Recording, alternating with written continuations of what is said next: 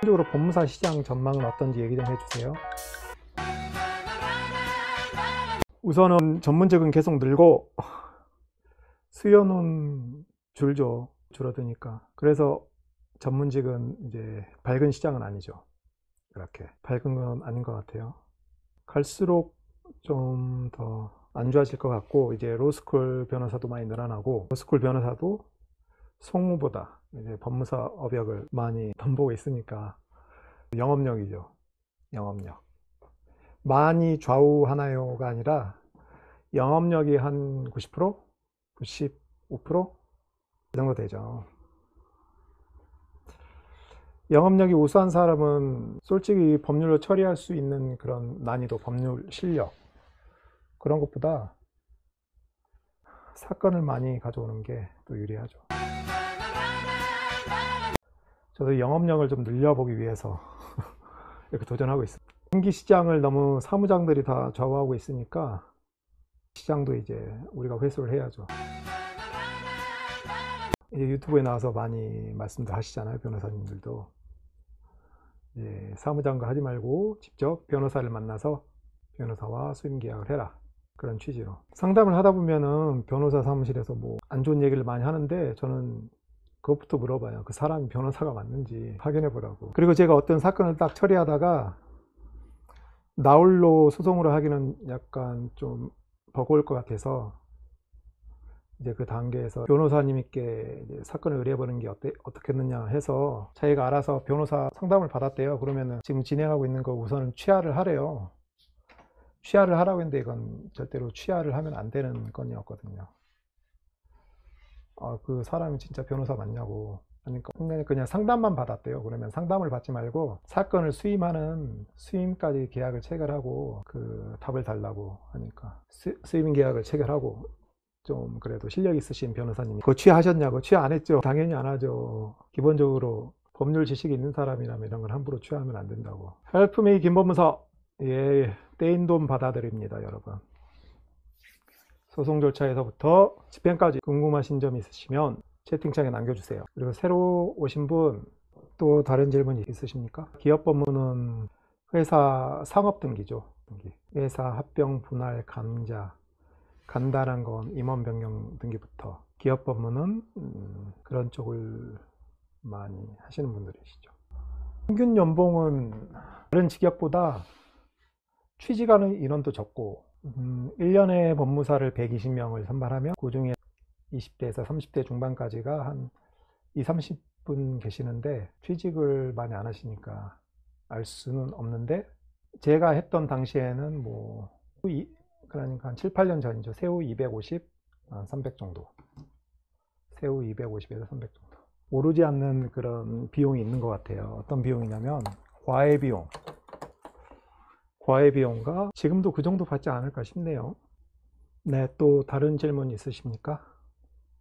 요즘에 변호사 숫자가 많다고는 하는데 실제로 변호사에게 사건을 의뢰한 사람 치고 진짜 변호사를 만나서 수임 계약을 체결한 사람은 드문 것 같아요. 그래서 변호사를 선임할 때 얼굴을 보고 좀 상담하고 수임 계약을 체결해야지 나중에 문제가 없지. 개업할 때 서울 역세권에 개업하려면 비용이 많이 들겠죠?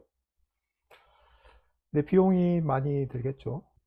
합격하면 마이너스 통장이 아마 5천만 원짜리가 나올 거예요. 5천만 원. 합격증만 있으면 5천만 원 대출을 해줍니다. 그렇게 높지 않죠. 변호사 같은 경우에는 1억인가 1억 5천. 그 다음에 의사도 한 2, 3억 되는 것 같아요. 그런데 다른 전문직에 비해서 저희는 주로 서류 작업을 하잖아요. 변호사나 법무사. 그래서 사무실 없고 책상 없고 컴퓨터 사고 그러면은 거의 다 대부분이죠. 그런데 의사 선생님들 같은 경우에는 기계도 사야 되니까 한번 개업할 때 보면 수억씩 들어가죠. 그리고 병원을 개업한다고 해서 영업이 잘 되는 것도 아니고, 그리고 수가라는 게 있어서 함부로 비싸게 못 받고, 그래서 다른 자격사에 비해서 적은 비용으로 개업을 하죠. 역세권에 개업을 한다고 해도 보증금 한 2, 3천, 월세 한 200, 그것보다 더 낮게 잡을 수도 있죠. 통상 그 정도면 네, 법무사 사무실을 개업할 수 있죠. 전문 자격사들 중에서 파산하시는 분들 계시잖아요. 의사, 변호사는 있어도 법무사는 없잖아요. 합격하기 전에 꿈꾸던 법무사와 현실은 괴리가 크나요? 어떤 점이 다르나요? 느끼나요? 법무사에 대해서 큰 환상은 없었기 때문에, 그래서 합격만 하면 좋겠다. 그냥 뭐든 사시든 법무사든 우선 시작을 했으니까 이쪽에 자격증 하나는 있어야겠다. 그 생각밖에 없었죠. 제가 애당초 목표가 법무사고, 법무사는 이런 일을 하니까 이렇게 합격을 해서 내가 이렇게 나가야겠다. 그렇게 시작했다면 아마 좋았겠죠. 그렇지만 그게 아니니까 합격하면 좋죠. 네, 법무사가 되면 좋습니다. 이제 다른 직역들하고 경쟁을 할 수 있잖아요. 그러세요, 용인님? 이제 법무사, 변호사. 예전에 변호사가 송무사건을 위주로 했다면 이제 변호사도 이제 기본적으로 등기 업무는 하는 것 같아요.